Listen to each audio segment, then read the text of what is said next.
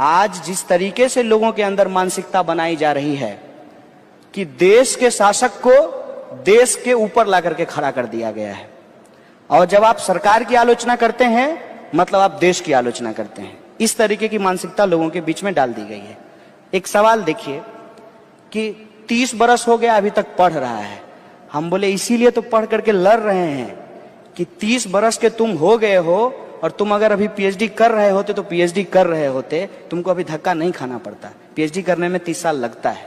और जो सब्सिडी का पैसा है, टैक्स का पैसा है, वो किसी का पैसा नहीं है, उस देश की जनता का पैसा है, और देश के लोग ही उस पब्लिक फंडेड यूनिवर्सिटी में जाकर के पढ़ते हैं। तीसरी बात कि ठीक है भाई पीएचडी किए तो किए, किताब काहे लिख दिए? तो किताब इसलिए लिख दिए कि सवाल खड़ा करना है। आप जो सवाल पूछ रहे हैं अभी, इसीलिए मैंने कहा कि थोड़ा रेडिकल होकर के बोलने की जरूरत है। इसमें कोई दो राय नहीं है कि देश के नौजवान सीमा पे जाकर के जान देते हैं, उससे हम सुरक्षित बैठ करके यहाँ गुफ्तगू कर पा रहे हैं, इसमें कोई दो राय नहीं है। लेकिन देश का किसान भी अगर खेत में नहीं जाएगा और अनाज नहीं पैदा करेगा तो क्या आप गुफ्तगू कर पाएंगे?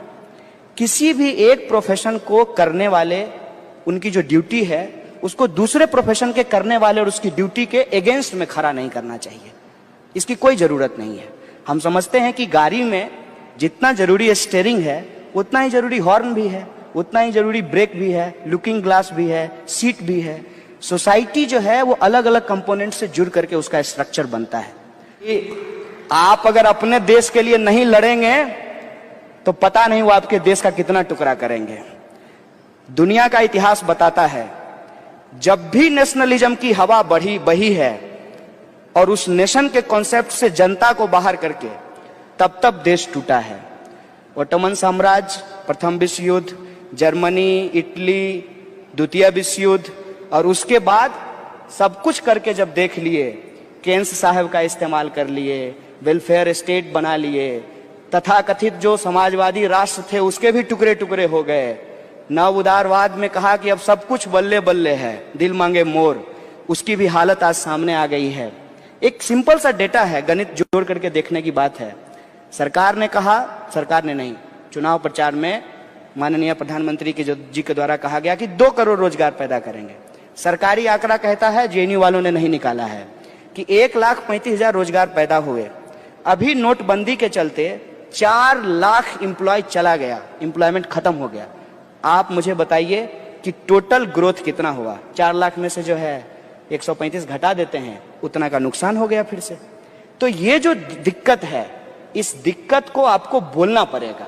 और उनके जो आइडिया ऑफ नेशनलिज्म है, जिसमें वो एकल हिंदू राष्ट्र बनाना चाहते हैं, बेसिकली एकल हिंदू राष्ट्र क्या होगा कि दलित दलित बना रहेगा, ब्राह्मण ब्राह्मण बना रहेगा, उसके बीच में जो है बेटी रोटी का संबंध बनेगा ही नहीं।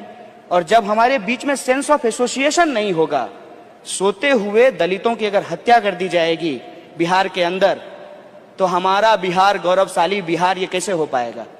लोगों के अंदर सेंस ऑफ एसोसिएशन जब तक पैदा नहीं होता है, नेशन बिल्डिंग नहीं होता है। और इसमें रिजर्वेशन एससी के लिए, एसटी के लिए एक बहुत बड़ा मुद्दा बन चुका है। और यूथ में, अगर मैं मुंबई यूनिवर्सिटी में पढ़ रहा हूँ, कॉलेज स्टूडेंट हूँ, 19 साल का हूँ, हमारे बीच में काफी बातें ये हैं कि अगर रिजर्वेशन होना चाहिए बहुत सही बात है, लेकिन जाति पे क्यों, किसी के सरनेम पर क्यों रिजर्वेशन है? अगर रिजर्वेशन देना चाहिए तो उसकी क्वालिफिकेशंस पर, कि उसने कितना पढ़ा है, कितना अच्छा नंबर लाया है, या रिजर्वेशन होना चाहिए कि उसके घर वाले या उसका सोशल बैकग्राउंड इतना सक्षम है या नहीं है। आप लड़ रहे हैं, बहुत अच्छी बात है, तो इस बात के लिए लड़ाई क्यों नहीं? चलिए कल सर्वे करेंगे आपके साथ। ये जितना भी नाली साफ करने का काम करते हैं ना, उसमें खोज के बताइएगा मुझे कि कौन जाति के कितने लोग हैं। और दूसरा, मंदिर का जो पुजारी होता है ना, उसका भी एक कास्ट एनालिसिस करेंगे और पूछेंगे कि उसमें किस जाति के कितने लोग हैं। और तीसरा, थर्ड फॉर्म में आपको बताता हूं कि आप में और हम में ऐसी कौन सी कमी है, और माननीय अंबानी जी के सुपुत्र में ऐसा कौन सा गुण है कि वो पैदा होते ही अरबपति होते हैं, और हम जो है तरसते रहते हैं 2 जून रोटी के लिए भी। क्या ये कोई रिजर्वेशन है कि नहीं है? इसको समझने की कोशिश कीजिएगा, तब आपको ये लगेगा कि रिजर्वेशन दरअसल सोसाइटी के अंदर जो ऑलरेडी इनइक्वलिटी है ना, उसको खत्म करने के लिए है। ऐसा नहीं है कि उससे कोई और इनइक्वलिटी सोसाइटी में पैदा करना है। लेकिन पैदा कैसे हो जाता है? पैदा इसलिए हो जाता है कि जिसको रिजर्वेशन का लाभ मिला है उसको पॉइंट आउट करके हम बताते हैं कि देखो इसको रिजर्वेशन देने की क्या जरूरत है।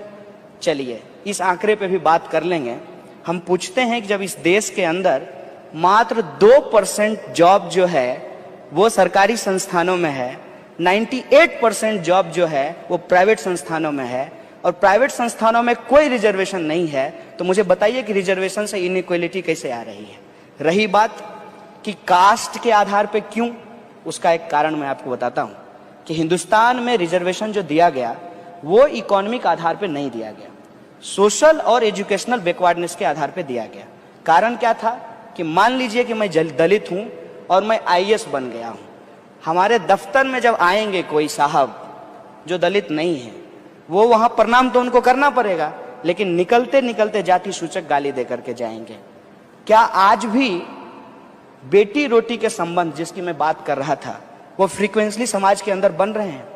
अगर नहीं बन रहे हैं तो क्या हमको ये जो ऑनर किलिंग होता है, कुछ लोगों की किताब बैन कर दी जाती है, कुछ लोग जो खास जाति से आते हैं उनको यूनिवर्सिटी से बाहर कर दिया जाता है, उनकी माँ बहनों के साथ बलात्कार कर दिया जाता है, तो जो हम एक इक्वल सोसाइटी बनाने की बात करते हैं उसको हम कैसे बनाएंगे?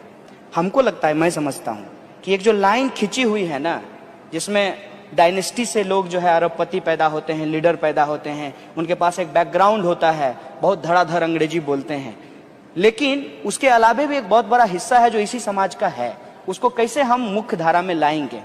तो एक जो लाइन खिंची हुई है ना, उस लाइन के बराबर जो है एक बड़ी लाइन खींचेंगे। ये रिजर्वेशन की कोशिश थी। मैं मानता हूं कि उसमें बहुत सारी चीजें नहीं हो पाई है, लेकिन ये कोई सॉल्यूशन तो नहीं है ना कि आपके हाथ में कोई जख्म है और वो जख्म आज का नहीं है, पिछले 5000 सालों का जख्म है वो, और उस जख्म को ठीक करने की बजाय आप कह रहे हैं कि हाथ काट करके ही फेंक देंगे। पूरी दुनिया में घूम करके देख लीजिए, अलग अलग जगह पे रिजर्वेशन अलग अलग फॉर्म में दिए जाते हैं। Affirmative action. सवाल ये है, मैं अफ्रीका के ऊपर काम कर रहा हूँ। नेल्सन मंडेला जब जेल से छूट करके आए तो उन्होंने एक थ्योरी दिया ट्रूथ एंड रिकॉन्सिलेशन का, जिसमें जो गोरे लोग थे उनको कहा कि कोर्ट में आइए, एक्सेप्ट कीजिए, सोसाइटी में मिल करके रहते हैं, साथ रहते हैं। मतलब बाबर की गलती का बदला जुम्मन मियाँ से नहीं लिया जाएगा। मेरे बाप दादा ने दलितों के साथ क्या किया, इस आधार पे ब्राह्मणों के साथ डिस्क्रिमिनेशन नहीं किया जाएगा। और जो ब्राह्मणवाद शब्द का इस्तेमाल किया जाता है, जिसको बार बार भीमराव अम्बेडकर बोलते थे, वो किसी जाति के खिलाफ नहीं है, वो उस मानसिकता के खिलाफ है। और उस मानसिकता के चलते ये हुआ है, आप उत्तर प्रदेश जाकर के देखिए, जाटव जो हैं वो नॉन जाटव में शादी नहीं करते हैं, जबकि वो दोनों दलित हैं। तो ये जो मानसिकता है हायरार्की वाली, जो आपको हमसे अलग करता है, उस मानसिकता पे चोट करने की जरूरत है। और जब तक आप कोई मेटेरियलिस्टिक चेंज नहीं लाएंगे सोसाइटी के अंदर, तो ये सिर्फ आदर्शवादी कामना करने से ये समाज में लागू नहीं होता है। आज एफर्मेटिव एक्शन के चलते बहुत सारे ऐसे लोग हैं जो ब्यूरोक्रेसी में गए, एकेडमिक्स में आए और उन्होंने सोसाइटी के अंदर कंट्रीब्यूट किया, और वो जो एसर्शन है, उस एसर्शन के चलते ही आज हम ऐसे माहौल में रिजर्वेशन के ऊपर चर्चा कर पा रहे हैं। तो ये सोसाइटी को ट्रांसफॉर्म करने के लिए जरूरी होता है। मेरे पैदा होने से पहले ही मेरे साथ राजनीति शुरू हो गई थी। देश के अंदर जो सरकार थी उस वक्त, वेलफेयर स्टेट के कॉन्सेप्ट के आधार पे हर गर्भवती महिला को पोलियो का टीका नहीं लगाई होती तो हो सकता है कि मैं पोलियो ग्रस्त पैदा होता। तो आपका पैदा होने से पहले ही आपके साथ राजनीति शुरू कर लेती है। ये आपके ऊपर है कि कब आप निर्भर करते हैं कि आप सेंटर ऑफ द स्टेज हैं। अगर आप नहीं हैं तो आपको उसी मार्जिनाइजेशन के खिलाफ सेंटर ऑफ द स्टेज बनने की जरूरत है। और राजनीति का ये कतई मतलब नहीं है कि जाइए किसी पार्टी में शामिल हो जाइए, चुनाव प्रचार कीजिए और जम करके जो है लूट खसोट करके अपना धंधा सेट कर लीजिए। ये राजनीति नहीं है। राजनीति सिद्धांत के आधार पे, विचारधारा के आधार पे समाज को बेहतर बनाने के लिए। तीसरा सवाल जो आप पूछ रहे हैं कि स्टूडेंट पॉलिटिक्स जरूरी है, उसका एक कारण मैं आपको बताता हूं। इस देश के अंदर अभी जितना लीडर है, चाहे वो किसी पार्टी का हो, चाहे उसका रंग कुछ भी हो, सब स्टूडेंट पॉलिटिक्स से पैदा हुआ है।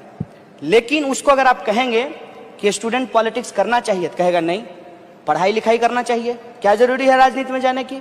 तो आपको पूछिएगा कि आपके दफ्तर में भगत सिंह की फोटो लगी हुई है।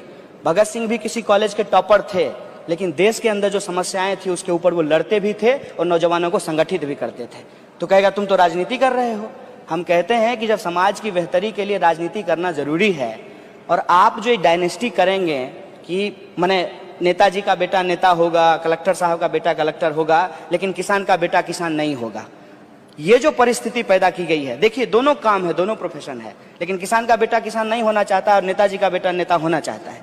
ये जो चलता आ रहा है, इसमें अगर इंटरवीन करना है तो नव तरुण, जिसको कहते हैं ना नए नेताओं को खड़ा करना जरूरी है, जो कि पीपल्स का वॉइस हो, जो जिसका वॉइस डेमोक्रेटिक हो और एक लार्जर रिप्रेजेंटेशन को वो रिप्रेजेंट करता हो।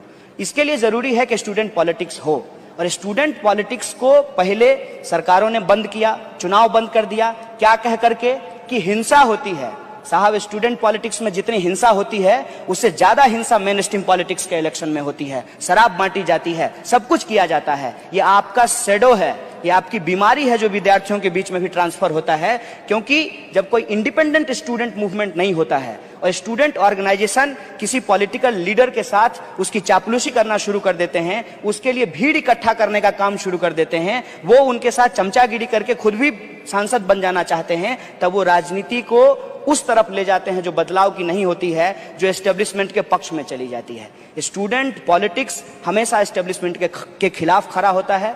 याद कीजिए हिंदुस्तान के अंदर छात्र राजनीति के इतिहास को, सती प्रथा के खिलाफ अगर सबसे पहले कोई खड़ा हुआ तो विद्यार्थी खड़ा हुआ, विधवा विवाह के पक्ष में अगर कोई खड़ा हुआ तो विद्यार्थी खड़ा हुआ, और अंग्रेजों से लड़ने को लेकर के भी अगली कतार में जो सबसे पहले किताब कॉपी छोड़ करके गांधी जी के साथ और भगत सिंह के साथ जो शामिल हुए वो विद्यार्थी थे।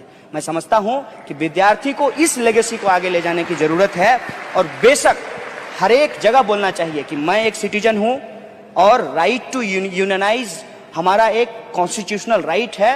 हम अपना यूनियन चुनेंगे क्योंकि हमारा यूनियन हमारी ताकत होगी और हम मैनेजमेंट को झुका करके विद्यार्थियों के पक्ष में जो है नीति बना